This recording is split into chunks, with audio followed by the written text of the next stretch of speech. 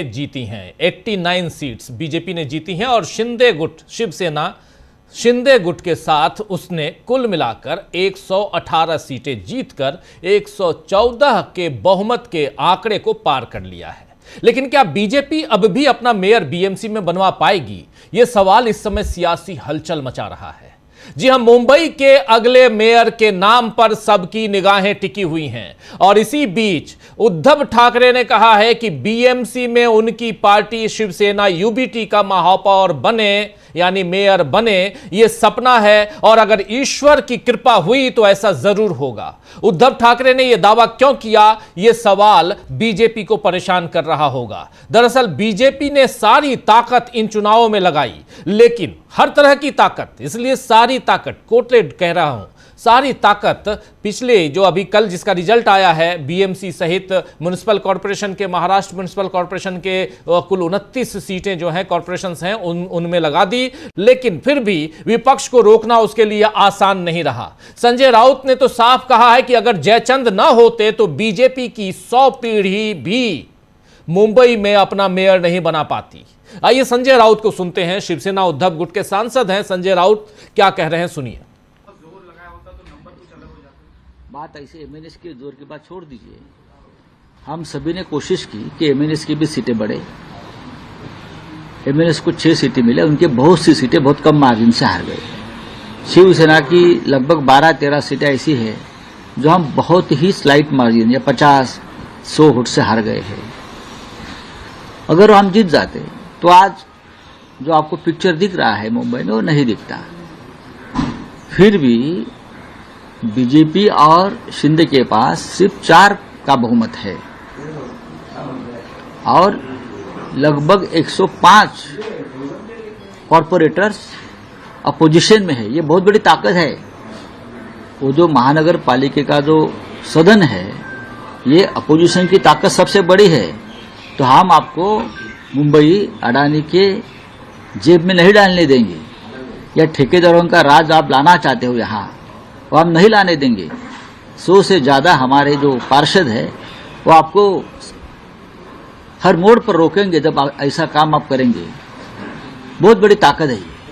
ठीक है, मेयर नहीं, लेकिन हमारे पार्टी में कुछ जयचंद थे।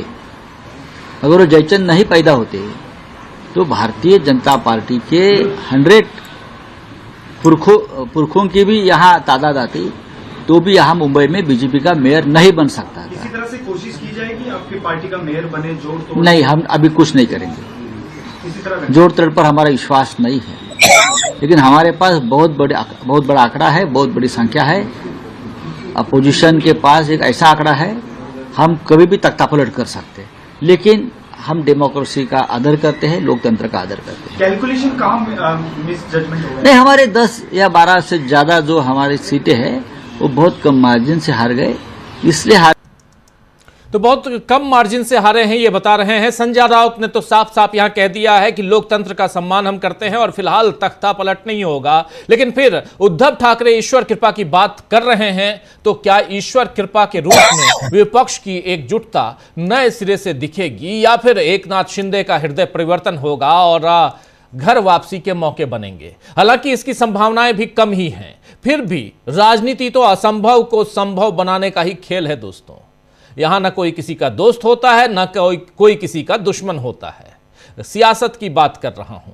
वैसे आज कैबिनेट में, महाराष्ट्र कैबिनेट की बैठक में ना तो अजित पवार पहुंचे और ना ही एकनाथ शिंदे पहुंचे। दोनों डिप्टी सीएम गायब रहे। इधर अजित पवार तो फिर शरद पवार से मिलने चले गए और आज शरद पवार के घर पर पूरा पवार परिवार एकजुट दिखा। ये वीडियो देखिए आप, ये देख रहे हैं आप, जरा फुल स्क्रीन ले आइए इस वीडियो को, इसको आराम से इत्मीनान से देखिए। रोहित पवार गाड़ी चला रहे हैं और शरद पवार और अजित पवार साथ बैठे हुए हैं। ये तस्वीर देखिए आप, बैठे हुए हैं। ये दृश्य, ये तस्वीर, ये सीन, ये विजुअल एनसीपी के कार्यकर्ताओं को अच्छा लग सकता है और लग रहा होगा, लेकिन बीजेपी को इससे कितनी तकलीफ हुई होगी ये बीजेपी ही बता सकती है। वैसे अजित पवार ने आज भी दावा किया है कि वो महायुति में ही हैं, लेकिन परिवार के तौर पर सुख दुख में साथ रहना कोई अनोखी बात नहीं है। यानी अजित पवार ने बता दिया है कि पार्टी में भले दो फाड़ है लेकिन परिवार अब भी एक ही है। तो क्या परिवार की ये एकता आखिर में पार्टी की एकता भी बनाएगी, ये बड़ा सवाल है। वैसे जिस तरह इस बार पुणे और पिंपली चिंचवाड़ में एनसीपी को झटका लगा है, उससे एनसीपी दोनों गुट को, अजित पवार गुट और शरद पवार गुट, उससे शायद अजित पवार और शरद पवार नई राजनीतिक संभावनाओं पर विचार कर सकते हैं। इधर उद्धव ठाकरे परिवार भी एक हो ही रहा है। ठाकरे परिवार कहें तो ज्यादा अच्छा है, क्योंकि उद्धव ठाकरे ने आज पार्टी कार्यकर्ताओं को संबोधित करते हुए कहा है कि भाजपा मुंबई को गिरवी रखना चाहती है, उसने धोखे से चुनाव जीता है, मराठी मानुष इस पाप को माफ नहीं करेंगे। ये बात यहां उद्धव ठाकरे ने कहा है अपने कार्यकर्ताओं को संबोधित करते हुए। यानी मराठी मानुष का मुद्दा शिवसेना अब भी उठाए हुए है, जिसमें बीजेपी उससे बार बार पिछड़ जाती है। महाराष्ट्र की यह सियासी हलचल बता रही है कि अभी बड़ा उलटफेर वहां संभव है। और इधर राहुल गांधी की थोड़ी बात करना जरूरी है। राहुल गांधी के कारण भी सियासी हलचल बढ़ी हुई है। अभी कुछ देर पहले राहुल गांधी ने मल्लिकार्जुन खड़गे के साथ तमिलनाडु कांग्रेस के नेताओं के साथ बैठक की और आने वाले चुनाव की रणनीतियों पर विचार विमर्श किया। ये देखिए, बैठक पीछे स्वेटर पहने हुए राहुल गांधी इसमें नजर आए आपको, और यहाँ ये लाल स्वेटर में राहुल गांधी हैं। और बैठक हुई और आने वाले चुनाव की रणनीतियों पर विचार विमर्श किया है। और इससे पहले राहुल गांधी सुबह सुबह इंदौर पहुंचे, जहां दूषित पानी पीने से हुई जो मौतें हैं उस पर उन्होंने नरेंद्र मोदी की सरकार को घेरा है और साथ साथ वहां की लोकल सरकार को भी घेरा है, मध्य प्रदेश की। राहुल गांधी ने कहा है कि वो अपनी जिम्मेदारी निभाने के लिए इंदौर आए हुए हैं। आइए जरा सुन लेते हैं इंदौर में राहुल गांधी ने क्या कुछ कहा है। आप मिले, उन्होंने क्या कुछ बताया आपको? क्या आपके द्वारा जो आर्थिक मदद नहीं हमें बताया, ये जो टंकी है ये सिंबल है। आज भी यहाँ पर साफ पानी नहीं है, बैंडेड लगा दिया है जो कुछ दिनों के लिए चलेगा। जो मीडिया का ध्यान है, देश का ध्यान यहाँ है, इसलिए चल रहा है। मगर जैसे ही ध्यान हटेगा यहाँ से, वापस वही हालत हो जाएगी, वही पानी।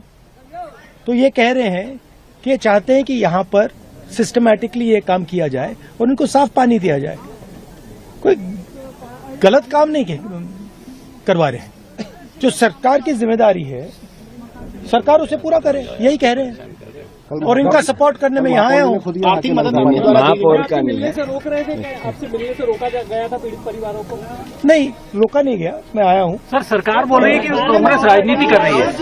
सरकार बोल रही है कांग्रेस राजनीति कर रही है। देखिए, राजनीति नहीं है यहाँ पे। मैं विपक्ष का नेता हूँ। यहाँ पे लोगों की मृत्यु हुई है, यहाँ पे लोगों को साफ पानी नहीं मिल रहा है। मैं इनका मुद्दा उठाने आया हूँ, उनकी मदद करने आया हूँ। इसमें कोई गलत काम नहीं है। मेरा काम है, एक सेकंड बोलने दीजिए मुझे, एक सेकंड मुझे बोलने दीजिए। आप सवाल पूछ रहे, मुझे बोलने दीजिए। तो मेरी जिम्मेदारी बनती है कि हमारे देश में लोगों को साफ पानी नहीं मिल रहा है और मैं इनकी मदद करने यहाँ आया हूँ, इनके साथ खड़े होने आया हूँ। आप इसको जो भी कहना चाहते हैं कह लीजिए, राजनीति कहना चाहते हैं, जो भी कहना चाहते हैं कह लीजिए, मुझे फर्क नहीं पड़ता है। मैं इनके साथ यहाँ खड़ा हूँ और इनको। तो सुन रहे थे आप, जो भी कहना कह दीजिए। कमाल की बात है कि पीड़ितों के बीच जाने को राजनीति कहा जा रहा है और इसके लिए राहुल गांधी से ही सवाल पूछे जा रहे हैं। सवाल पूछने वाले कौन हैं? मीडिया के लोग हैं। कायदे से सवाल मोदी से होने चाहिए कि वो अपनी जिम्मेदारी क्यों नहीं निभाते। खैर, नरेंद्र मोदी की जिम्मेदारी शायद किसी भी तरह चुनाव जीतने की ही है, बस इससे ज्यादा उन्हें और कोई मतलब नहीं है। और यहां पर बहुत इंपॉर्टेंट है कि नरेंद्र मोदी अपनी जिम्मेदारियों का निर्वहन करें ना करें, लेकिन राहुल गांधी से उनकी जिम्मेदारियों का सवाल बार बार पूछा जाता है। दोस्तों, आइए आज इसी पर चर्चा करेंगे कि क्या चुनाव जीतकर बीजेपी अपनी जिम्मेदारियों से बरी हो सकती है। लेकिन सबसे बड़ा सवाल अभी यह है कि क्या जीतकर भी बीजेपी को मुंबई में विपक्ष में बैठना पड़ेगा?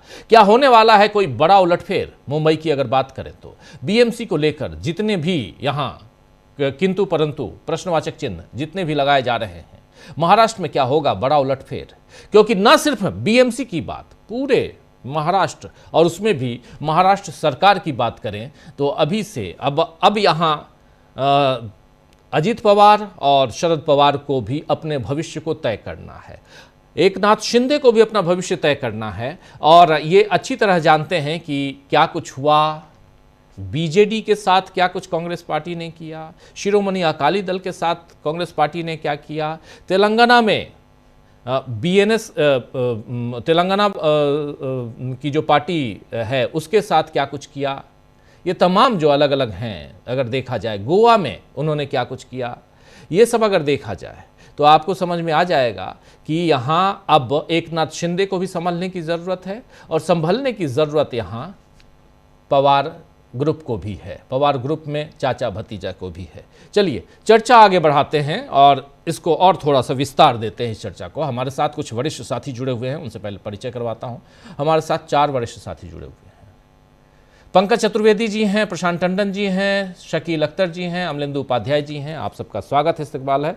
स्वागत इस्तकबाल अब तमाम दोस्त साथी शुभचिंतक आप सबका, जो अब तक जुड़ चुके हैं उनका भी, जो जुड़ने वाले हैं उनका भी। प्रशांत जी आपके पास आना चाहता हूँ।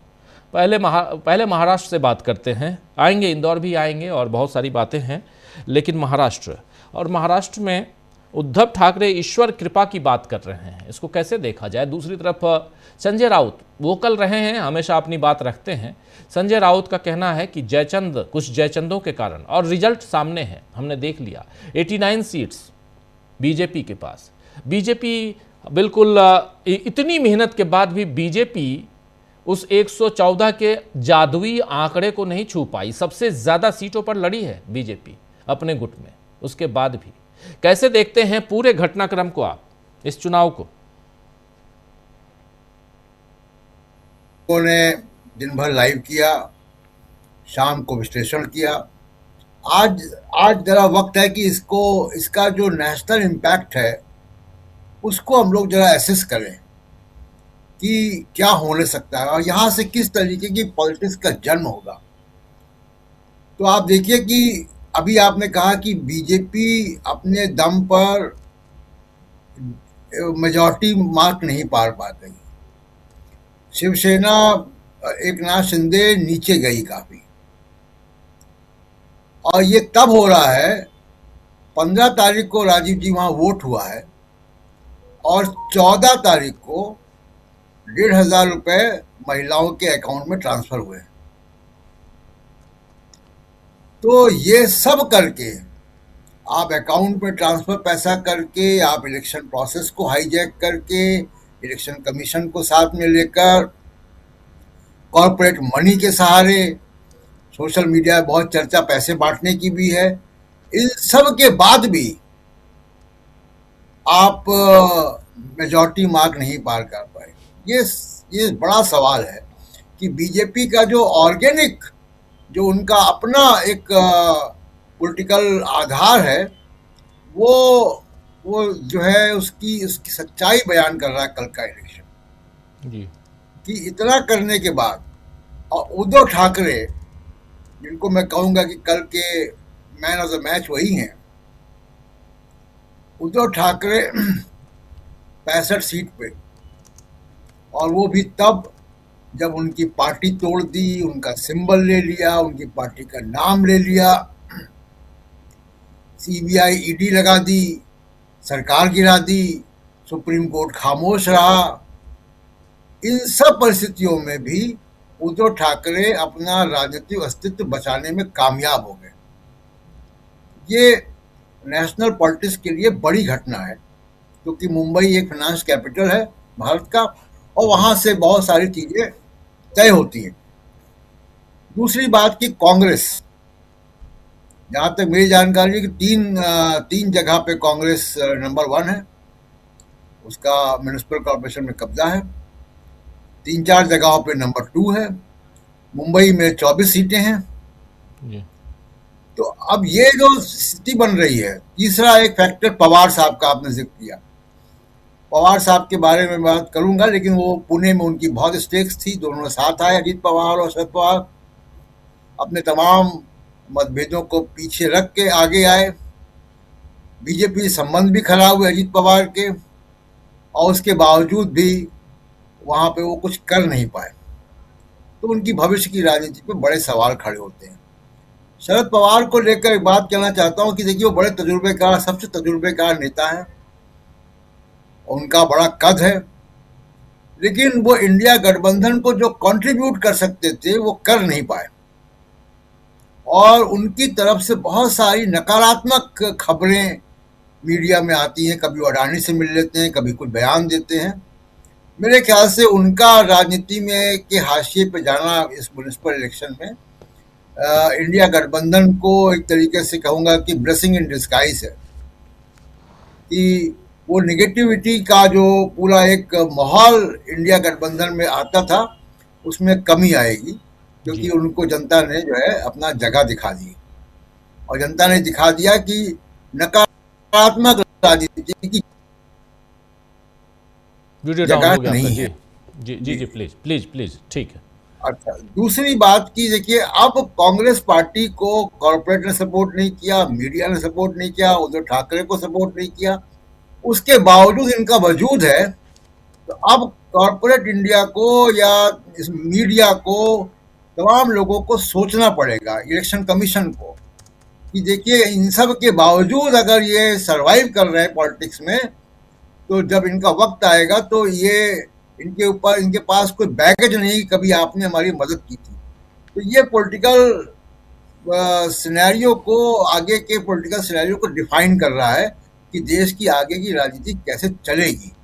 जी राजीव जी, बिल्कुल आप सही कह रहे हैं कि देश की आगे की राजनीति कैसे चलेगी। यहां पर तस्वीरें कुछ और बयां करती हैं, आप देख लीजिए। एक तरफ उद्धव ठाकरे कह रहे हैं ईश्वर की कृपा रही तो हमारा ही मेयर होगा, दूसरी तरफ इधर पवार परिवार जो है वो एक साथ एकजुट नजर आता है। और आज ना ही कैबिनेट की बैठक में ना ही अजीत पवार शामिल हुए, महाराष्ट्र के उप मुख्यमंत्री, और न ही एकनाथ शिंदे शामिल हुए। पवार को भी सोचना है कि अपनी पार्टी कैसे बचाएं, क्योंकि उनकी पार्टी को मात्र 3 सीटें बीएमसी में मिली हैं।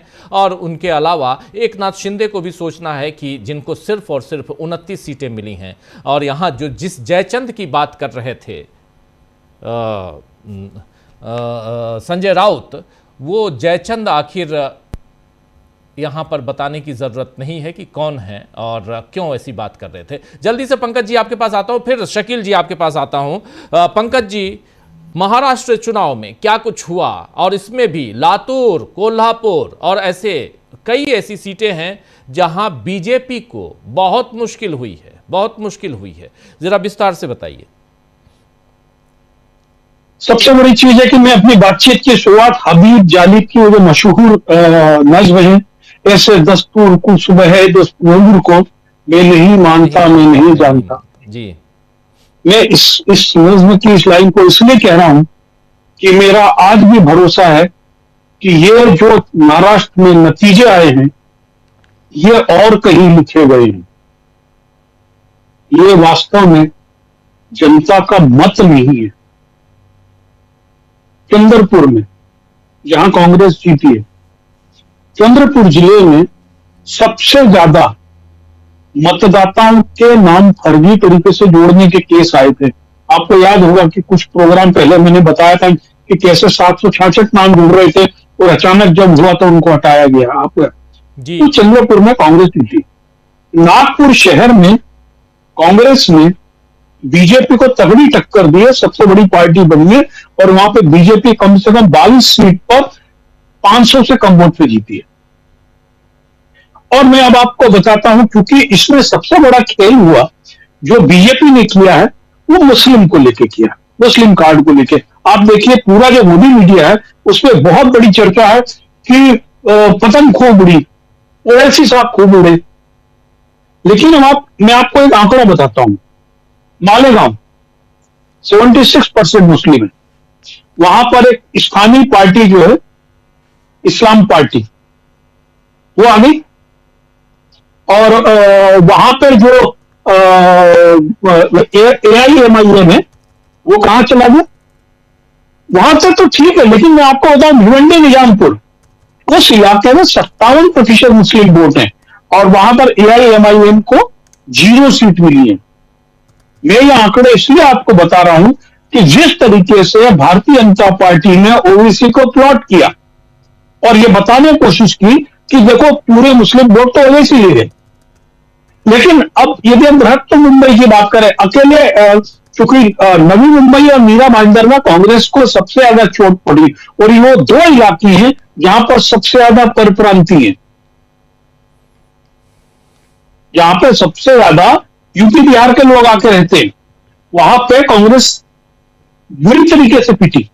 लेकिन जिन इलाकों में मुस्लिम वोट थे, वहां पर कांग्रेस कैंडिडेट जीते या हारे तो बहुत कम वोट से हारे, और हारे तो उसके आसपास कौन था, या तो ओबीसी थे या समाजवादी पार्टी थी।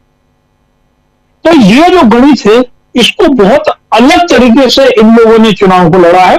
और इसलिए अब आप भारतीय जनता पार्टी की एक सीट में मुंबई बीएमसी की बोल रहा हूं, अब उसको आप कहां गिनेंगे? ये है वार्ड नंबर 173 में शिल्पा केलुस्कर। इसके लिए भारतीय जनता पार्टी ने चुनाव आयोग को चिट्ठी लिखी कि इसने नकली एबी फॉर्म जमा किया हुआ है, इसका एबी फॉर्म नकली है, इसका चुनाव निरस्त किया जाए, इसका पर्चा निरस्त किया जाए। लेकिन वो चुनाव जीत गई। अब बीजेपी उसको अपने में मानेगी कि निरस्त को मानेगी? ऐसे और कई खेल हैं भारतीय जनता पार्टी में, जिसको पूरा वेल क्राफ्ट किया गया इलेक्शन कमीशन की ओर से। मैं इसीलिए कह रहा हूं कि मैं नहीं मानता, मैं नहीं जानता, क्योंकि चुनाव इतना यह सरल नहीं था। जहां जहां पर एसआईआर के नाम पर जिस तरीके से वोट काटे गए, जिस तरीके से वोट जोड़े गए लास्ट मोमेंट में, मैं अगली बार आपको बताऊंगा कि राजस्थान में क्या खेल हो रहा है इसमें। यदि आप राजस्थान के खेल को देखेंगे तो आप समझ जाएंगे कि महाराष्ट्र में ये खेल हो चुका है, नाम जोड़ने और घटाने का। और अब आप देखिए कि जिस धारावी को मुद्दे को लेकर बंबई में एक बड़ा मुद्दा था, धारावी का पुनर्निर्माण अडानी को देने के, उस धारावी के वार्ड में कांग्रेस जीती है। तो और दूसरी चीज है कि यदि हम संयुक्त वोट को देखें, यदि काश कांग्रेस का निर्णय गलत रहा, वो वंचित विकास अघाड़ी के साथ चुनाव लड़ने का, उसका उनको कोई फायदा नहीं हुआ, लेकिन उनके कुछ सीटों पर उनका नुकसान जरूर हो गया। और एक चीज जो मुझको बहुत स्पष्ट रूप से महाराष्ट्र के चुनाव में समझ में आ रही कि शरद पवार का खेल खत्म हो चुका है। शरद पवार जो जिंदगी भर दो नावों पर सवारी करते रहे, उन्होंने महाराष्ट्र में कांग्रेस को कमजोर करने का जो काम किया, अब उन्हीं के घर वाले लोग उनको कमजोर कर चुके हैं। लेकिन और यदि यही हालत रही, साथ साथ क्या अजीत पवार का खेल भी नहीं खत्म हो गया है? जाहिर है, देखिए इस नगर निगम अपन ने पूरे चुनाव में देख लिया कि किस स्तर पर अजीत पवार और भारतीय जनता पार्टी के बीच में बयानबाजी हुई है कि मैं तुम्हारी पोल खोल दूंगा, मैं तुम्हारा ये कर दूंगा, ये सब होता रहा है। क्योंकि अब इस स्थिति में लगता है कि शरद पवार के अजीत पवार का फडणवीस के साथ में चलना मुश्किल है, क्योंकि जो हमारी खबर है वो इसके अकॉर्डिंगली भारतीय जनता पार्टी एक बड़ा ऑपरेशन लोटस अब अजीत पवार के साथ ही कर रही है। और अभी जो मुझे जानकारी मिली है उसके अकॉर्डिंगली एकनाथ शिंदे को अपने पार्षदों पर भरोसा नहीं है। सभी 29 पार्षदों को सामान देकर इकट्ठा कर दिया गया और कोलाबा के होटल में उनको ले जाया जा रहा है। जी, वो ताज उनके होटल फोन चुरा ले जा रहे हैं। ऑलरेडी 3 दिन के लिए ताज होटल में ठहराया गया है उनको, है ना? अगले 3 दिन। तो ये क्योंकि जो एक देखिए महाराष्ट्र में बंबई जो था वो शिवसेना का एसिड टेस्ट था कि असली शिवसेना कौन सी है। और वहां के लोगों ने जो महारथी मानुष का बात था, उसका उन्होंने बनाया कि असली शिवसेना उद्धव ठाकरे की। यह बात तय है कि उद्धव ठाकरे ने जितना वर्क फ्रॉम होम किया, यदि वर्क फ्रॉम फील्ड किया होता तो आज वो और बेहतर स्थिति में होते। और यदि बेटर कोऑर्डिनेशन के साथ में कांग्रेस के साथ इन्होंने चुनाव लड़ा होता तो इसमें कोई शक नहीं है कि मुंबई नगर पालिका में भारतीय जनता पार्टी 84 सीट भी नहीं, अब 84 में तो 83 बोल रहा हूं, वो 84 कह रहे क्योंकि मैं तो शिल्पा केलुस्कर की सीट को गिन ही नहीं रहा हूं, क्योंकि वो तो नकली एबी फॉर्म से जीती, उसका तो चुनाव निरस्त होना चाहिए। भाई यदि मैं कह रहा हूं कि इसने फर्जी फॉर्म जमा किया है, फर्जी फॉर्म जमा करना एक आपराधिक कृत्य और चुनाव निरस्त करने का कारण नहीं है, चुनाव आयोग की संहिता में लिखा हुआ। तो बीजेपी के पास 83 सीट ही है, 84 नहीं है। उनका मार्जिन इस तरीके से कट रहा है। और यह समस्या है कि यदि डिफेक्शन शिंदे की पार्टी में ज्यादा, कि शिंदे की पार्टी के बहुत सारे लोग भारतीय जनता पार्टी से अपने घुटन महसूस कर रहे हैं और उनको लगता है कि जो असली शिवसेना का उद्देश्य था वो अब सत्ता में आके बिखर गया है। तो इसके लिए वहां पर भी एक बेचैनी है और उस बेचैनी को एकनाथ शिंदे महसूस कर रहे हैं। तो आने वाले दिनों में किस प्रकार से क्या होता है मुझे नहीं मालूम है, लेकिन यह है कि दूसरी चीज है कि बहुत स्पष्ट हुआ कि महाराष्ट्र में यदि भारतीय जनता पार्टी का को रोकने का कोई प्रमुख विपक्षी दल है तो वो कांग्रेस ही है। हो सकता है भारतीय जनता पार्टी और कांग्रेस की सीट के बीच के बहुत बड़े अंतर को हम बोले, बहुत बड़ा अंतर है, लेकिन ईमानदारी की बात है कि प्रमुख विपक्षी दल जिसने सभी जगह टक्कर दी है वो कांग्रेस ही है। और इस प्रकार से जो राष्ट्रवादी कांग्रेस शरद पवार गुट था वो फ्लॉप हो चुका है, वो शून्य हो चुका है, और उनको यदि अपनी सीटें बचानी है तो या तो उनको कांग्रेस से विलय करना पड़ेगा या उनको घर बैठना पड़ेगा। ये बहुत स्पष्ट है। अब महाराष्ट्र में जो है वो 8 पार्टियां चल रही थी, अब ये धीमे धीमे फिर से 3 पार्टियों पे आने वाला है। ये महानगर पालिका के चुनाव से बहुत स्पष्ट है। और खासतौर पर नागपुर में जिसके अंदर नितिन गडकरी के कारण और संघ मुख्यालय के कारण अच्छी पकड़ भारतीय जनता पार्टी के ले जाती थी, वहां पर कांग्रेस ने 32 या 33 सीटें जीती और उस सीटें बहुत कम मतों से हारी उन्होंने। वहां पर अच्छी पकड़ है, उस बावजूद कि वहां पर AIMIM से लेकर कई गणित लगाए थे भारतीय जनता पार्टी ने वोटों के ध्रुवीकरण को लेकर। जी राजीव जी। जी बिल्कुल बिल्कुल, आप सही कह रहे हैं। इस पे आते हैं और विस्तार से चर्चा करेंगे। शकील जी, आपके पास आना चाहता हूं। पहले महाराष्ट्र की सियासत को आपने भी बहुत नजदीक से देखा है, जानते हैं, और ऐसे में कल से परसों आप लोगों ने देखा वहां चुनाव होता है। 15 तारीख को शाम को बल्ले बल्ले वाले एग्जिट पोल आते हैं, 150 से ज़्यादा सीटें दी जाती हैं महायुति को। हालांकि कहीं भी दूर दूर तक 150 सीटें नहीं हैं। और अब पूछना चाहिए उन दर्शकों को, उन मीडिया संस्थानों से भी और उन एग्जिट पोल करने वालों से भी कि वो कहाँ गया, 150 सीटें कहाँ हैं, ज़रा खोज के ले आइए। हमारे ऊपर तो खूब उंगलियां उठाते हैं लोग, ज़रा उनसे भी पूछ लीजिए, खुल के कह रहा हूँ। लेकिन जब हम सही कहते हैं और जो बातें अभी कह रहे हैं पंकज जी, ऐसी चीज़ों को निकाल दीजिए तो हम 100% सही हैं, दावे के साथ कह रहे हैं। और शकील जी, आप अच्छी तरह से जानते हैं, क्योंकि कल भी मैं कह रहा था कि हम तो लोगों से मिलकर बात करते हैं, लोगों से पूछते हैं लोगों की राय, वो मशीन की राय पूछते हैं, तो लोग और मशीन में फ़र्क होता है। EVM बताती है कि हाँ बटन कहाँ दबाया गया और निकलेगा क्या, हर जगह सिर्फ और सिर्फ कमल ही क्यों निकलता है, ये सवाल तो पूछा जाता है। खैर, इस पे ना जाते हुए आपको क्या लगता है इस पूरे घटनाक्रम में अब वहाँ की सियासत और देश की, जो प्रशांत जी शुरुआत में कह रहे थे कि नेशनल उसमें पर्सपेक्टिव में अगर देखा जाए तो इस सियासत क्या अब यहाँ करवट लेते हुए आपको दिखाई देती है महाराष्ट्र के इस चुनाव के बाद? देखिए, महाराष्ट्र के चुनाव में 2 बड़े प्रमुख मुद्दे हैं जिनके बारे में हम बात करेंगे। लेकिन सबसे पहले जो आपने कहा कि हमसे पूछते हैं, आपसे तो पूछेंगे, वो कांग्रेस से भी पूछेंगे, राहुल से भी पूछेंगे, विपक्ष से भी पूछेंगे, मगर जिनसे पूछना चाहिए उनकी तारीफें करेंगे, उनके बारे में खुद अपनी तरफ से सारी की सारी बातें कह देंगे। तो ये जो है एक नया दौर है, लेकिन ये लंबा चलने वाला नहीं है। लोग जो है अब अपनी मर्जी से नहीं कर रहे हैं ये सब, उन्हें सुबह व्हाट्सएप मैसेज के जरिए ये बताया जाता है कि आज आपको क्या करना है, क्या नहीं करना है, ये सब उसी का परिणाम है। खैर, तो देखिए राजीव जी, ये महाराष्ट्र का जो चुनाव है, इसके बाद सुबह से, आज से जो हम व्हाट्सएप का जिक्र कर रहे थे, यहाँ फिर आएगा वो मैसेज जाना शुरू हो गए। भक्तों से कह दिया, गोदी मीडिया से कह दिया कि अब तुम एक नई अवधारणा जो है वो बाजार में डाल दो। वो अवधारणा क्या थी कि कांग्रेस जो है खत्म हो गई है, समाजवादी पार्टी, TMC सब खत्म हो गए हैं।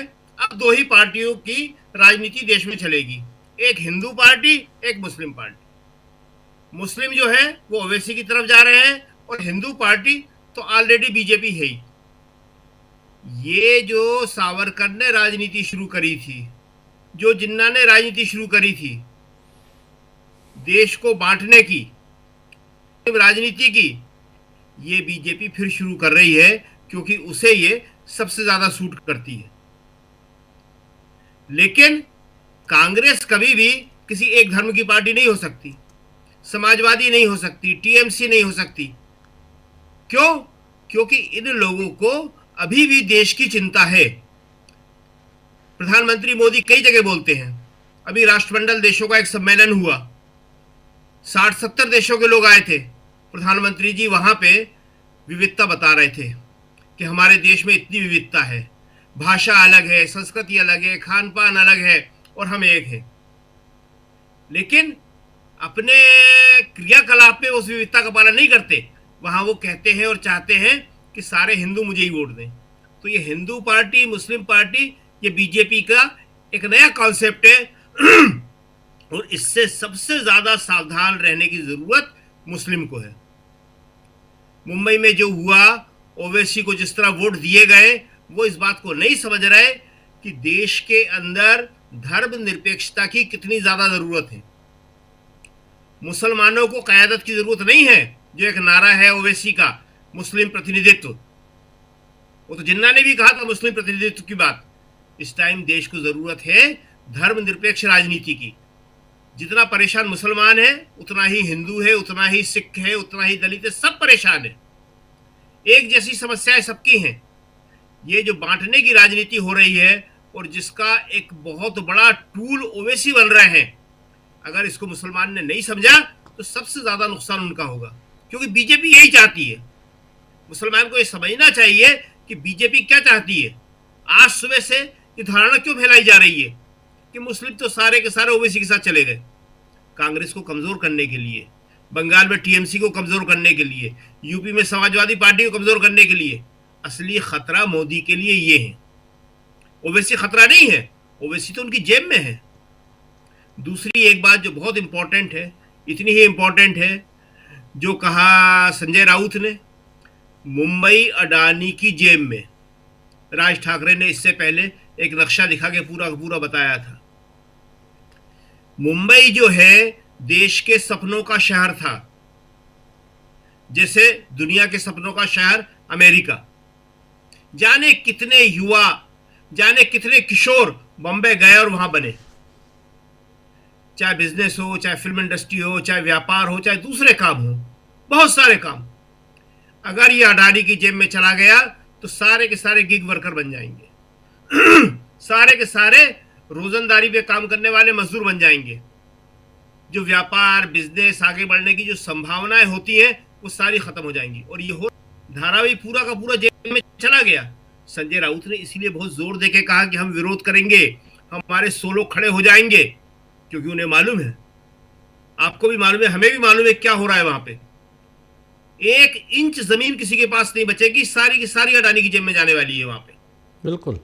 और ये खतरा जो है लोगों तक अभी पहुंचा नहीं, और वो पहुंचना चाहिए, लोगों को मालूम होना चाहिए। तो मुंबई चुनाव के 2 बड़े वो हैं कि एक वहां पे हिंदू पार्टी, मुस्लिम पार्टी की जो शुरुआत बीजेपी कर रही है और जिसके टूल ओवैसी बने हुए हैं। ओवैसी अपने आप में कुछ नहीं है, मात्र एक टूल है।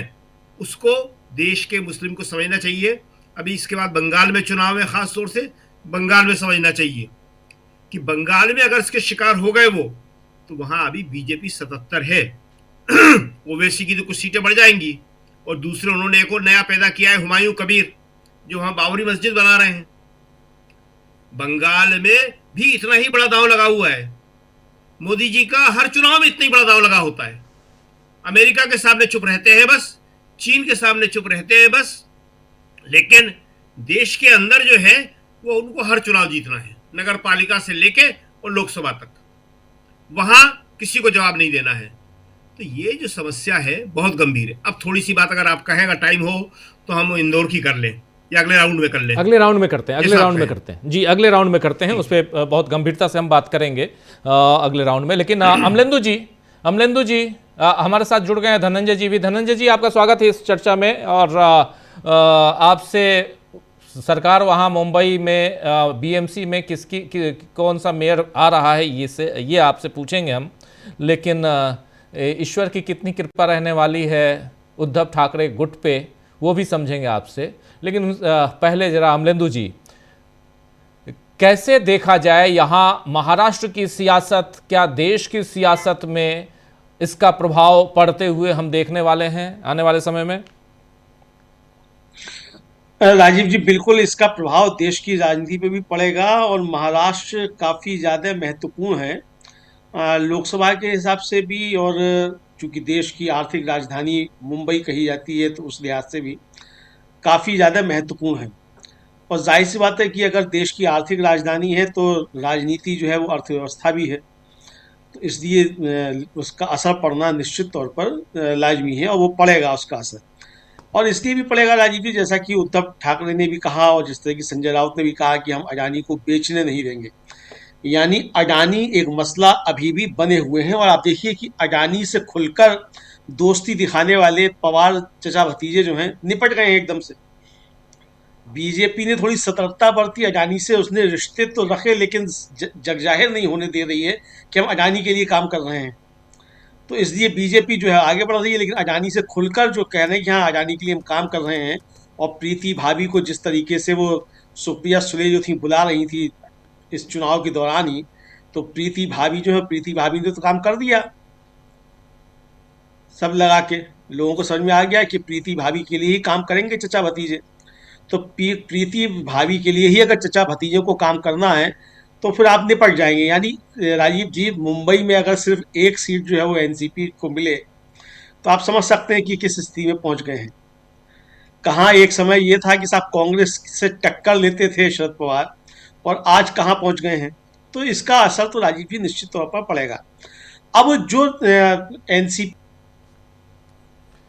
लाइट चली गई आपके यहाँ अमलेंदु जी, ये साफ दिख रहा है लाइट चली गई, कोई बात नहीं है, अंधेरे में प्रकाश खोजिए आप तब तक। और इधर धनंजय जी के पास आता हूँ जरा। धनंजय जी, उद्धव ठाकरे का यह बयान कितना मायने रखता है कि ईश्वर की कृपा रही तो हमारा ही मेयर होगा? और जयचंद कौन कौन है वहाँ पे? संजय राउत कह रहे हैं इन जयचंदों के कारण हमारी आज सरकार नहीं बन रही है, लेकिन फिर भी हम बहुत मजबूत हैं, 100 से ज्यादा विपक्ष के लोग हैं। देखिए, अब जयचंद तो सबको पता है, खाली उद्धव को नहीं पता ऐसी बात नहीं है, सबको पता है कि जयचंद कौन है, शिवसेना कैसे टूटी, शिवसेना को किन कारणों से तोड़ा गया। उसमें अगर मैं नाम नहीं लेना चाहता हूं, अगर नाम लीजिए तो चीफ मिनिस्टर से लेकर तमाम लोग आ जाते हैं, दिल्ली से लेकर के महाराष्ट्र नागपुर तक के लोग आ जाते हैं उसमें। लेकिन चूंकि आमतौर पे लोग समझते हैं कि शिंदे ही हो सकते हैं, लेकिन शिंदे तो पार्टी के भीतर से टूट के, लेकिन जिस शिवसेना के कंधे पे चढ़ करके बीजेपी इतनी बड़ी बनी, जिस शिवसेना के प्रमुख बाला साहब ठाकरे की वजह से नरेंद्र मोदी का मुख्यमंत्री पद बचा रहा था। याद कीजिए उस समय जब वाजपेयी ने कहा था कि राजधर्म निभाइए, तो जयचंदों की जब बात कही है तो ढेर सारे जयचंद होंगे, मैं क्यों खोलूं वो बात। लेकिन महत्वपूर्ण ये है कि शिंदे गुट के नगर सेवक बांद्रा के एक 5 स्टार होटल में जमा किए गए। अरे भाई, ऐतिहासिक जीत मिली, आपकी सरकार है, फिर आप नगर सेवक को होटल में क्यों जमा कर रहे हो? सबको बाकायदा आदेश दिया गया कि 4 बजे तक सारे नगर सेवक फलाना होटल में पहुंच जाएं, लेकिन बीजेपी के नगर सेवकों को नहीं बुलाया गया, शिंदे के नगर सेवक को बुलाया गया। और जिस तरह से लोग समझ रहे थे, खास करके बीजेपी के लोगों को जिस तरह का लग रहा था कि विधानसभा चुनाव में जैसा हुआ था उससे उनको अनुमान भी था कि पूरा जो है इस बार तो उद्धव ठाकरे का सारा खत्म कर देंगे, उद्धव ठाकरे कहीं नजर नहीं आएंगे, जैसे शरद पवार या अजित पवार का हुआ वैसे। लेकिन मुंबई के लोगों ने अभी भी ये बताया कि हमारा विश्वास उद्धव ठाकरे के प्रति है, बाला साहब ठाकरे के प्रति, शिवसेना के प्रति है। और शिंदे को मात्र 29 सीटें मिली, बीजेपी साथ में इतना बड़ा। मुंबई में तो हमेशा शिवसेना का गढ़ रहा, मुंबई ठाणे में गढ़ है उनका, शिंदे का पैसा, तमाम चीजें, अडानी क्या नहीं है। लेकिन वो 29 सीट पर रह गए और कांग्रेस के साथ कोई नहीं, वो 24 सीटों पर है। तो अब किसको ज्यादा सीटें मिली है समझिए। फिर आप देखिए कि सारा ताम झाम तोड़ फोड़ ये वो जो कल मैं बता रहा था सब लगाने के बाद आप 89 सीट पे बीजेपी आई, बहुमत तक बड़ी मुश्किल से पहुंच पाई। 118 सीटों का बहुमत है और 118 सीटों में कितने निकल जाएंगे, बहुमत खत्म हो जाएगा। ये तो एक तो डर ये है कि कहीं नगर सेवक टूट गए। मुंबई में राज ठाकरे और उद्धव ठाकरे जब एक साथ आए हैं, आवाज आपकी जा रही है, थोड़ा सा आगे आ जाइए, तो उसका इम्पैक्ट दिखेगा। कल एक और घटना हुई थी नवी मुंबई में, न्यू बॉम्बे में, जो शहर प्रमुख हैं शिवसेना उद्धव गुट के, उनके दफ्तर पर बीजेपी के लोगों ने हमला कर दिया था। उद्धव ठाकरे ने उस पर कोई रिएक्शन नहीं दिया है, लेकिन उद्धव ठाकरे के गुट को ये समझ में आ रहा है कि जितनी बड़ी हार प्रिडिक्ट कर रहे थे ये लोग, और लग रहा था लोगों को कि वाकई बीजेपी जिस तरह से काम कर रही है, शिंदे ने जिस तरह से विधानसभा चुनाव में परफॉर्मेंस दिया है, नगर सेवक के चुनाव में गड़बड़ी होगी, लेकिन जिस तरीके से सीटें मिली उद्धव ठाकरे की पार्टी को, उससे उनका मनोबल बढ़ा और शिंदे का मनोबल गिरा। अब एक चिंता यह हो गई है, और बीजेपी के लिए चिंता की बात है कि उद्धव का तो कुछ बिगड़ा नहीं, लेकिन अजित पवार और शिंदे बीजेपी गठबंधन से खुश नहीं है। अजित पवार को तो भारी नुकसान हुआ है। शिंदे जो है थाने में अपना गढ़ बचाने में कामयाब हुए, लेकिन बाकी जगह उनकी स्थिति कहीं नहीं बन पाई। परभनी में उद्धव ठाकरे की पार्टी मेयर बनाने की पोजीशन में है, लातूर में कांग्रेस अपना उसका मेयर है, और ऐसे कई जगह है। अब एक जो बात कही हमारे साथी जो बोल रहे थे कि AIM को किस तरीके से मौका मिला है, मुझे लगता है मालेगांव वगैरह जो इलाका था उसमें, चूंकि जाहिर है बीजेपी जब फंडामेंटलिस्ट चीजों को बढ़ा रही है तो मुस्लिम वर्ग में भी वो प्रतिक्रिया होगी, उसका एक्शन हुआ है। लेकिन मुंबई में उसका बहुत असर नहीं हुआ है। मुंबई में मैं उसको बहुत असर नहीं मानता हूं। और अब जो चिंता है बीजेपी की, वो चिंता ये है कि एक तो देखिए कल बहुत शोर मचाया गया कि कितनी सीटें जीत ली है, ऐतिहासिक जीत, पूरा सुपड़ा साफ वगैरह वगैरह वगैरह, लेकिन आप समझिए कि 2869 सीटें 29 नगर निगमों में कुल मिलाकर के इतने नगर सेवक की सीट थी, 2869। इसमें से बीजेपी प्लस यानी बीजेपी गठबंधन को 1425 सीटें मिली, मतलब आधे से भी कम मिली है, 7-8 सीटें। तो इसका मतलब आधे किसके पास गई सीटें? तो गैर बीजेपी दलों के पास गई सीटें। तो आप इतना सारा तंत्र मंत्र अडानी सबको लेने के बाद भी आप इस पोजीशन में नहीं हुए कि पूरे महाराष्ट्र को आप घेर लीजिए, तो इससे पता लग रहा है कि बीजेपी का मीडिया जिस तरह से चिल्ला रहा है उस तरह से जमीन पे स्थिति नहीं है। ठीक है, ज्यादातर नगर सेवक आपके बन गए हैं, लेकिन उसमें धन बल, उसमें और दूसरे बल किस तरह से काम किया, वो आप नेशनल मीडिया में हैं, आप जानते हैं मीडिया किस तरह से काम करता है।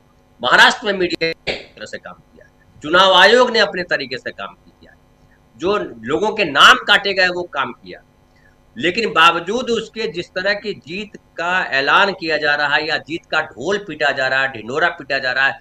कल का आप देख लीजिए, कल क्या चल रहा था, लग रहा था कि मुंबई में सब साफ हो गए, खाली बीजेपी है, लेकिन आज क्या स्थिति? आज स्थिति है कि भय व्याप्त है बीजेपी के ग्रुप में। शिंदे के लिए दो स्थिति है, एक स्थिति है कि वो अपनी पार्टी के नगर सेवकों को बचाएं कि कहीं टूट के न चला जाए। दूसरी स्थिति ये है जो कल मैंने कहा था कि शिंदे के पास नेगोशिएशन का वैल्यू आया है, शिंदे अब नेगोशिएट करने वाली पोजीशन में है। और मुंबई में जो अडानी का कब्जा चाहिए जिस तरीके से, अगर बीजेपी का मेयर नहीं बनता है तो जाहिर है अडानी को ज्यादा पैसे खर्च करने पड़े, और अडानी जब पैसे खर्च करेंगे तो कितना पैसा खर्च होगा, किस तरह से और पार्टियां उसको देख पाती हैं, ये महत्वपूर्ण है। तो जो नैतिकता की बात है, जो चुनाव के समय जो आदर्श की बात की जाती है, जो आम आदमी की चिंताएं हैं, वो सारी गायब है। अब चिंता सिर्फ ये है कि नगर से मेयर कौन बनेगा और क्या देना पड़ेगा बदले में शिंदे गुट को। तो उद्धव ठाकरे के गुट को मैं कहूंगा कि दोनों हाथ में उनके लड्डू है। ठीक है, उनका मेयर नहीं आया, उनकी पार्टी बहुमत नहीं ले पाई, लेकिन उनके लिए संभावनाएं बढ़ी हुई है, जो विश्वास उनको मिला है, दोनों भाई साथ आए हैं। और राज ठाकरे के लिए जो मैंने कल भी कहा था, शायद आपके भी चैनल पे कहा था, कि राज ठाकरे के लिए एक नसीहत है कि मराठीवाद को लेकर के जो आप मारपीट करते हैं दफ्तरों में घुस करके, इसको रोकिए। इससे न मराठी खुश है न गैर मराठी खुश। तो आप अपनी संस्कृति की बात कीजिए, अपनी विविधता की बात कीजिए, लेकिन संविधान के दायरे में बात कीजिए। और उद्धव को ये मिला है कि उद्धव ने हमेशा इस बात का ध्यान रखा कि वो मराठीवाद ना हो, प्रांतवाद ना हो, सबकी बात कही। और उद्धव की एक तरह से जीत हुई है, उद्धव की राजनीति को कुछ सफलता मिली है मुंबई में, और ये बहुत बड़ी संभावना है आने वाले समय। जो बीजेपी सोच रही थी अकेले हिंदुत्व के लिए है, अकेले हम जो है हावी हैं मराठीवाद को लेकर के, अब वो टूटा है और शिंदे कमजोर हुए हैं।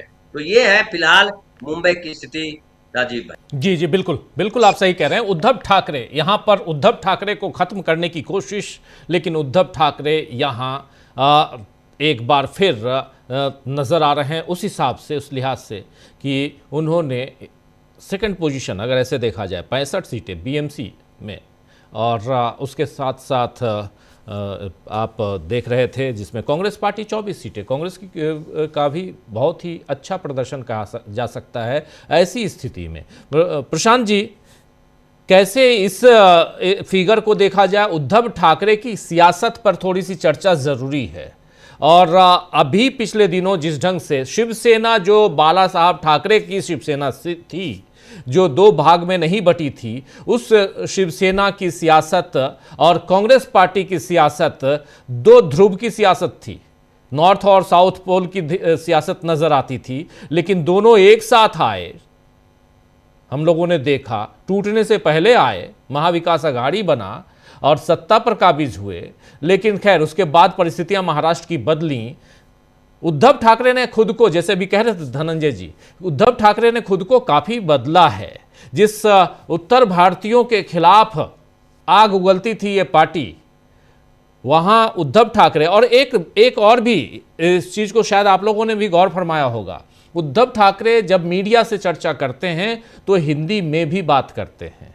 शुरुआती दिनों में सिर्फ मराठी बोलते थे, याद कीजिए, इनकी प्रेस कॉन्फ्रेंस सिर्फ मराठी में होती थी, लेकिन ये धीरे धीरे हिंदी भी, यानी देश के दूसरे भाग के जो लोग हैं, और चाहे वो महाराष्ट्र से बाहर ही क्यों ना उन्हें सुन रहे हैं, उनको भी अपना पैगाम पहुंचाना है। ये परिवर्तन यहां दिखाई दिया। और इन सब के बीच थोड़ी सी चर्चा, हम इंदौर भी चलेंगे, उधर भी करेंगे चर्चा, लेकिन यहीं से शुरुआत कीजिए प्रशांत जी। ठाकरे का इस चुनाव में राजनीतिक कद बढ़ा है। एक गंभीर राजनीतिक के तौर पे वो एक अग्नि परीक्षा से बाहर निकल गए। अभी मैंने चर्चा की कितना उनके साथ जो है वो ज्यादती हुई, और उन जातियों के बावजूद वो सरवाइव कर गए। जो एक बात कही जा रही थी कि ठाकरे ब्रांड, तो ठाकरे ब्रांड तो बचा हुआ है। दूसरी बात जो और प्रमुख है कि देखिए, उद्धव ठाकरे का सफर अब इंडिया गठबंधन में और मजबूती से चलेगा। उन्होंने बीजेपी जिसने उनकी पार्टी को तोड़ा, एकनाथ शिंदे जिसने उनकी पार्टी को तोड़ा, उनके खिलाफ सत्ता के बाहर रहकर चुनाव आयोग से लड़कर इतनी बड़ी जीत हासिल की है। तो वाकई वो, मैंने इसीलिए कहा था कि वो man of the match Uddhav Thackeray हैं। और उद्धव ठाकरे की जीत इसलिए भी और महत्वपूर्ण है कि पिछले 5-7 सालों में उद्धव ठाकरे ने परंपरागत जो शिवसेना की राजनीति थी उससे आगे बढ़े। वो, आप आदित्य ठाकरे की भाषण सुनिए, आदित्य ठाकरे की रैलियों में वो बात केवल मराठी मानुस की नहीं करते हैं, वो तमाम सारी नई बातें, विकास की, पर्यावरण की, क्लाइमेट चेंज की, ये सब बातें भी करते हैं। तो एक कंप्लीट ट्रांसफॉर्मेशन, जो आइडियोलॉजिकल ट्रांसफॉर्मेशन हुआ है शिवसेना में, वो बड़ा इम्पोर्टेंट है, और उसको मुंबई के लोगों ने और महाराष्ट्र के लोगों ने स्वीकारा है। ये बड़ी बात है। इसलिए आप देखिए कि 65, अब जो धनंजय जी बताएंगे कि महाराष्ट्र में अब उतने ज़्यादा मराठी स्पीकिंग लोग नहीं बचे हैं जितना कि आज से 20 साल पहले थे। काफ़ी जो वहाँ पे प्रवासी भारतीय हैं, गुजरातियों का वर्चस्व हमेशा से रहा है वहाँ पे। केवल मराठी मानुस के बल पे इतनी सीटें नहीं आती। ये उनका जो जिसको कहें कि बैंडविड्थ जो है, पॉलिटिकल बैंडविड्थ बढ़ा है।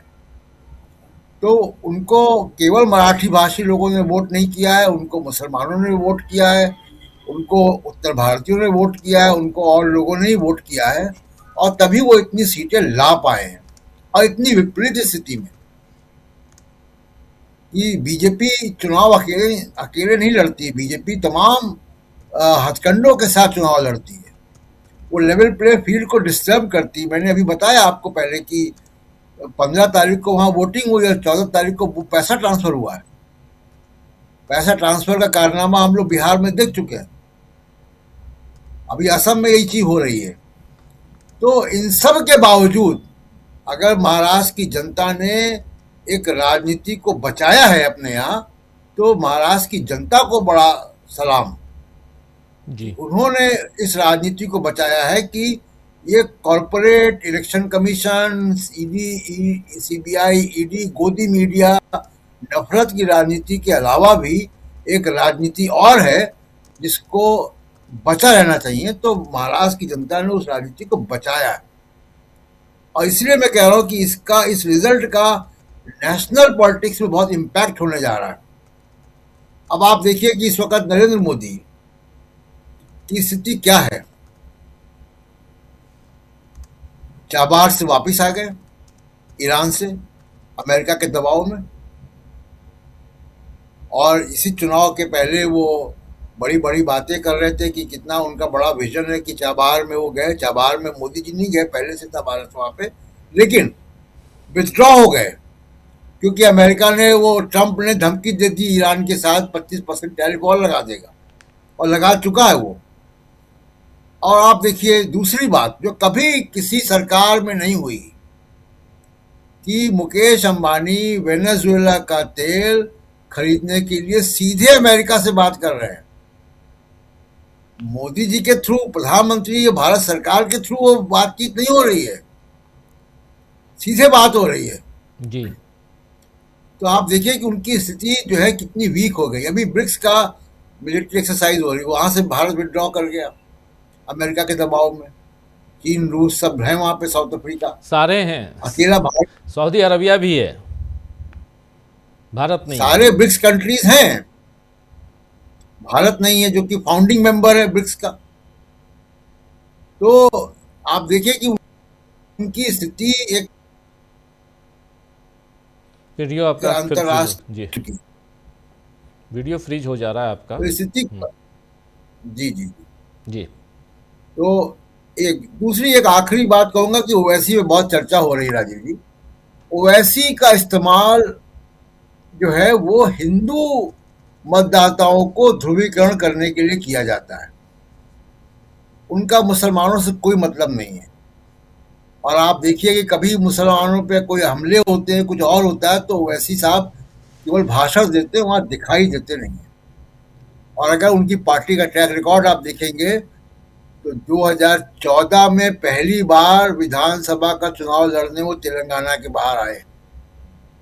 इसलिए मैं बहुत ज्यादा उसको तवज्जो इनको इसलिए देता हूँ कि जिस दिन बीजेपी का ग्राफ नीचे जाएगा, ओवैसी जी का भी नीचे जाएगा। वो चोली दामन का साथ है उनका। 2014 के बाद ही उनको लगाया गया विधानसभा का चुनाव लड़ने। पहली बार वो महाराष्ट्र में ही गए थे चुनाव लड़ने। 2017 में पहली बार उत्तर प्रदेश की विधानसभा में लड़े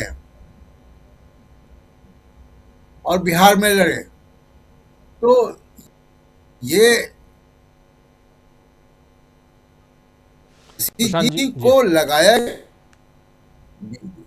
मेरा वीडियो फ्रीज हो रहा है, मैं बात जी कर। जी जी नहीं, अपनी बात रखिए, अब आगे फ्रीज होगा तो फिर वो कर देंगे, रोक लेंगे। जी जी, तो यही मैं कहना चाह रहा कि ओवैसी को लेकर बहुत फिक्र मुझको नहीं है, क्योंकि ओवैसी जी का जो भविष्य है वो मोदी जी के भविष्य के साथ टैग्ड है। उतना ही होगा जितना मोदी जी का भविष्य। जी जी बिल्कुल बिल्कुल, फिर फ्रीज हो गए हैं आप, कोई बात नहीं। आता हूं पंकज जी, आपके पास आता हूं। पंकज जी, ज़रा महाराष्ट्र की चर्चा तो हम खूब कर लिए और कर भी रहे हैं। राहुल गांधी पहुंचे आज इंदौर, और इंदौर में वो गए तो थे वहाँ, और जाना भी चाहिए नेता प्रतिपक्ष होने के नाते सबसे, और वहाँ भी विपक्ष की पार्टी होने के नाते कांग्रेस पार्टी का नेता अगर न जाए ऐसे मौके पे तो फिर कल ही पूछा जाएगा कल कि आखिर राहुल गांधी क्यों नहीं आए, इतने लोग मर गए, इतनी बड़ी घटना घट गई और उसके बाद आप नहीं पहुंचे। राहुल गांधी पहुंचे तो उस पर सियासत होने लगी, और ये कि राहुल गांधी राजनीति करने, सियासत करने आ रहे हैं। कैसे देखा जाए इस पूरे घटनाक्रम को, राहुल गांधी के उनकी आज की इस यात्रा को, वहां पहुंचने को? और मीडिया का सवाल तो अभी पूछ रहे थे मीडिया वाले, आपने सुना ही। पंकज जी, इंदौर की चर्चा करने से पहले बस एक सेकंड में शकील साहब से एक बहुत बड़ी सहमति के साथ एक बात कहना चाहूंगा। शकील साहब ने बिल्कुल ठीक कहा कि इनकी सियासत वही है कि हिंदू पार्टी और Muslim party Owaisi party, Owaisi Muslim का डर दिखाना। लेकिन मैं शकील साहब आपको एक चीज बताऊं, मैं फिर कह रहा हूं कि बंबई में जितनी सीटें AIMIM को मिली वो वास्तव में 1 नंबर के वोट से नहीं मिली है। ये एक परसेप्शन बनाने के लिए उस तरफ वोटों को कैसे भी मैनिपुलेट किया गया है, क्योंकि पूरे बंबई इलाके में मतदाता सूची बनाने में इतनी गड़बड़ियां हुई है। मैं घटना बताना चाहूंगा। नवी मुंबई में राज्य के वन मंत्री, नाम है गणेश नाइक, वो अपने परिवार के साथ वोट डालने गए, उनके पूरे परिवार का नाम ही नहीं था।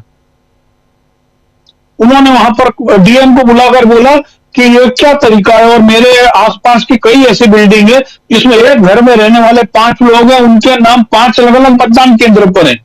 तो किस तरीके के मतदाता सूचियों को मैनिपुलेट किया गया है वहां पर। मैंने इसीलिए अपनी जो बात को कहा था कि मैं ऐसे दस्तूर को नहीं मानता, नहीं जानता। फिर कह रहा हूं कि महाराष्ट्र के जो नतीजे हैं ये आए नहीं लिखे गए हैं। अब मैं आता हूं इंदौर पर। इंदौर में आप देखिए कि आज राहुल गांधी वहां पहुंचे। राहुल गांधी की वहां जो जितने कार्यक्रम थे उसको वहां के कलेक्टर ने अधिकांश को मना कर दिया कि आप वो नहीं करेंगे। एक पब्लिक मीटिंग का भी प्लान था, वो नहीं हो पाया, क्योंकि 5 दिन पहले जब इंदौर में जीतू पटवारी के साथ में कांग्रेस कार्यकर्ताओं का प्रदर्शन था तो ऐतिहासिक प्रदर्शन था, उसमें 50,000 लोग थे। राहुल गांधी की सभा को मना किया। राहुल गांधी ने बोला कोई बात नहीं, वो दरवाजे पैदल चल के गए। उन्होंने 1-1 लाख रुपए दिए और लोगों को सरकारी नौकरी के लिए कोशिश करने का आश्वासन दिया। इस बीच में वहां जो नेता प्रतिपक्ष विधानसभा में उमंग सिंगार हैं, उन्होंने भी प्रत्येक परिवार को 50-50 हजार रुपए देने की घोषणा की। ये उस पोजीशन में है कि जब आज उस शहर में दूषित पानी से मरने वालों की संख्या 24 हो चुकी है। और सबसे बड़ी चीज है कि जिम्मेवारी फिक्स करने की जगह वो अभी लीपापोती हो रही है। और ये उस मध्य प्रदेश की बात कर रहा हूं जिस मध्य प्रदेश में हर जगह भारतीय जनता पार्टी चप्पा भाजपा है, उसके बावजूद मध्य प्रदेश की राजधानी में नगर निगम भोपाल द्वारा संचालित स्लॉटर हाउस में 26 टन गाय का मांस मिलता है। ये तो मिला है, कितनी कट गई होंगी मालूम नहीं है। ये वो मध्य प्रदेश है। और वहां पे राहुल गांधी ने जिस तरीके से लोगों के बीच में जाकर किसी के घर जमीन पे बैठ रहे हो, किसी को गले लगा रहे हैं, किसी से बातचीत कर रहे हैं, यानी एक आम लोगों के बीच में, शायद मुझे नहीं लगता है कि भागीरथपुरा की बस्ती में इस तरीके से, क्योंकि आप वो सीन याद करिए, घंटे वाले मंत्री जो थे कैलाश विजयवर्गीय,